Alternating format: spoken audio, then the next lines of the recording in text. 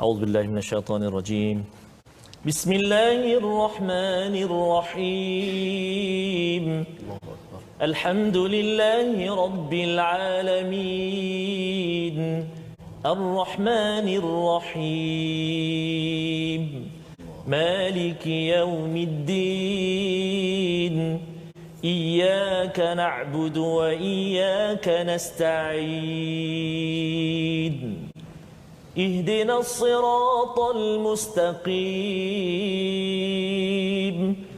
صراط الذين أنعمت عليهم غير المغضوب عليهم ولا الضالين.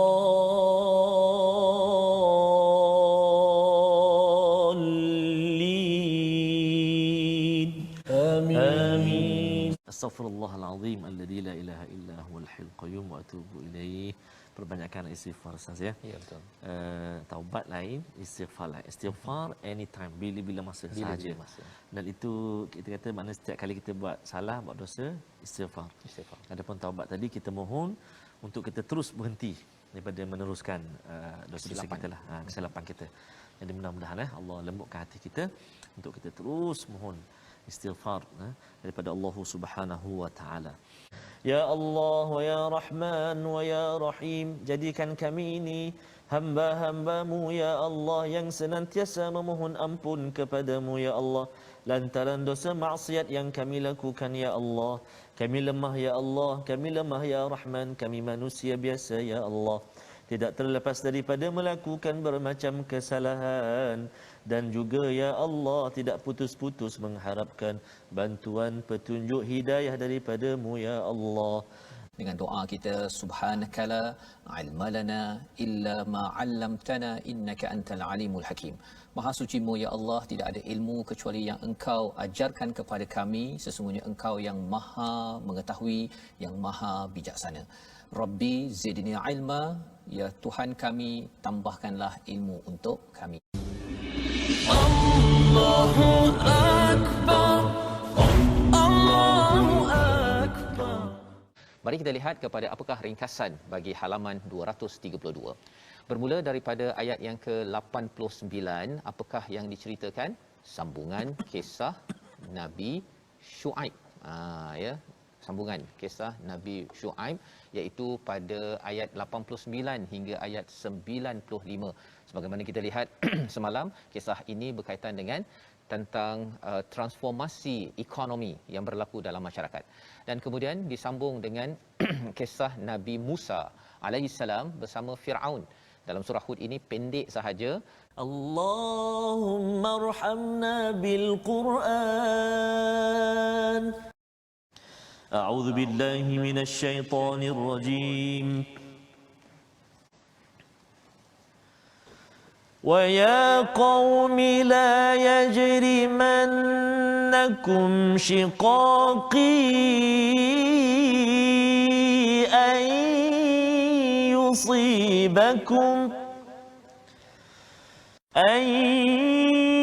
يُصِيبَكُم مِّثْلُ مَا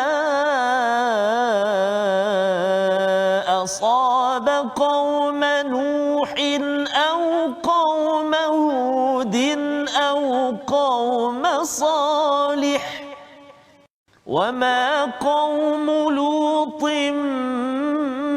مِّنكُم بِبَعِيدٍ.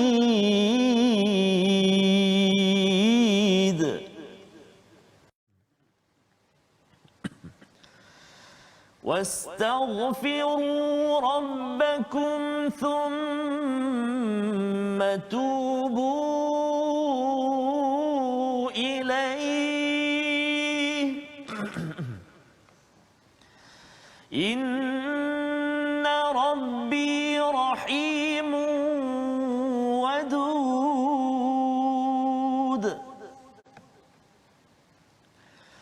قَالُوا يَا شُعَيْبُ مَا نَفْقَهُ كَثِيرًا مِّمَّا تَقُولُ وَإِنَّا لَنَرَاكَ فِينَا ضَعِيفًا ولولا رهطك لرجمناك وما أنت علينا بعزيز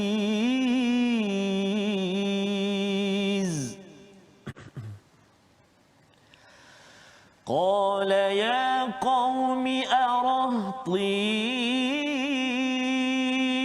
أعز عليكم من الله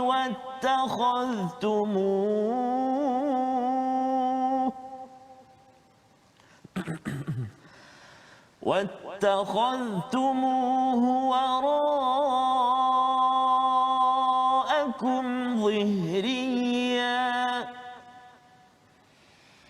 إن ربي بما تعملون محيط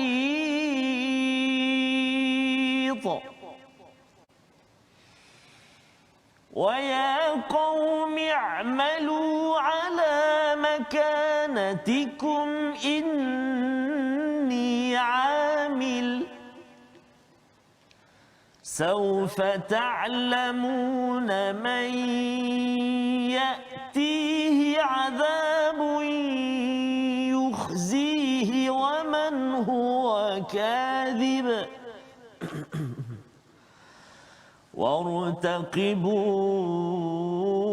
وارتقبوا إني معكم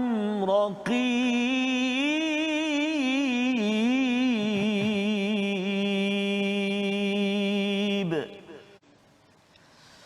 ولما جاء أمرنا نجينا شعيبا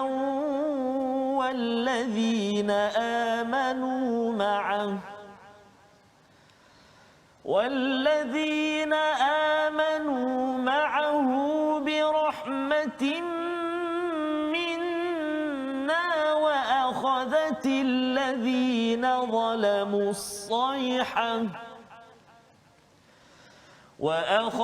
الذين ظلموا الصيحة فأصبحوا في ديارهم جاثمين كأن لم يغنوا فيها ألا بعدا لمدين كما بعدت ثمود ولقد أرسلنا موسى بآياتنا وسلطان مبين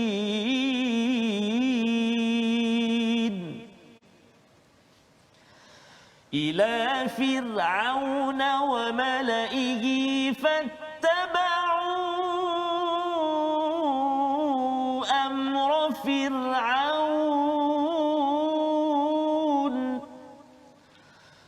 وما أمر فرعون برشيد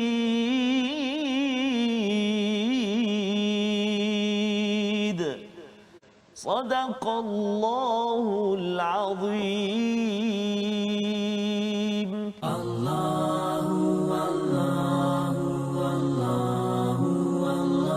Membawa kepada resolusi kita pada hari ini, iaitu yang pertama, banyakkan istighfar dan taubat untuk kita makin dekat dengan Allah yang Maha Pengasih. Itu yang perlu kita buat zaman ini, sama seperti orang-orang terdahulu. Yang kedua, utamakan Allah dalam hidup, bukan utamakan melihat pada kereta, kepada rumah, kepada pangkat, kepada status seseorang untuk kita menerima kebenaran. Dan yang ketiganya ialah jangan minta dicepatkan azab daripada Allah Subhanahu Wa Taala. Bila Allah tak bagi azab, itu tanda Allah sedang beri masa kepada kita untuk kita bertaubat, mendapat rahmat daripada Allah Subhanahu Wa Taala. Allah la ilaha illallah. Membawa kepada perkataan pilihan kita, sama-sama kita saksikan. Syaqqa ataupun syaqaqa maksudnya sengsara ataupun menentang, ya, bila kita sengsara tentang suatu perkara kita menentang. 28 kali disebut dalam al-Quran, dan inilah yang ditentang, ya, oleh Nabi Shu'aib. Nabi Shu'aib rasa sengsara melihat kezaliman berlaku dalam ekonomi, maka beliau menentang perkara tersebut agar ia tidak merosakkan masyarakat. Dan itulah perasaan kita juga, kita tidak akan menerima mana-mana kezaliman dalam ekonomi. Astaghfirullah, innallah kana tawwaba. Tentang tajwid kita ingin melihat, kita telah berkongsi dengan sahabat-sahabat penonton semuanya tentang alif lam al-qamariyah, alif lam asy-syamsiyah. Jadi hari ini kita nak melihat kesalahan-kesalahan ataupun kesilapan yang biasa berlaku dalam lam qamariyah, adalah dengan menyebut lam mati ataupun huruf lam yang sukun itu dengan tidak jelas pada lam qamariyah. Contohnya pada ayat yang ke 25 contohnya, iaitulah contoh kat situ, wa alfaina sayyidaha ladal bab. Jadi wa alfaina tu lam tu dia tak jelas. Wa alfaina sama ada bunyi lam itu ataupun dia pergi kepada fa. Wa afaina salah. Wa alfaina ladal bab. Tak jelas bunyi lam tu. Kan? Jadi kena jelaskan ladal bab contoh. Kemudian dalam ayat yang ke-23 pada kalimah atau pada ayat al-azizul jabbarul mutakabbir, al-azizu ada lam kat situ, jelaskan dia. Al-jabbaru dua, dan yang ketiga Al-Mutakabbir, jelaskan lam kat situ. Dan contoh yang ketiga iaitulah dalam surah An-Nas, dalam surah An-Nas ayat yang keempat, min syarril waswasi. Yang pertama, min syarril waswasi. Yang kedua, al-khannas. Jadi jelaskan lam kat situ. Min syarril waswasil khannas. Jadi itulah antara contoh yang perlu kita beri perhatian apabila kita membaca huruf alif lam al-qamariyah ini. Kita kena jelaskan lam dia. Alhamdu contoh. Jadi pertama jangan kita jadi idghamkan pula ataupun kita syamsiahkan dia. Jadi al jadilah al tu. Nak sebut pun tak boleh, al tak boleh. Al, dan jangan pula melirik alhamdu, jangan. Qul a'udzu birabbin nas malikin nas ilahin nas min syarril waswas. Jadi melirik tak boleh juga. Min syarril waswasil khannas. Itu. Jadi itu antara contoh, 3 contoh kesalahan atau perkara yang perlu diberi perhatian bila kita membaca alif lam al-qamariyah.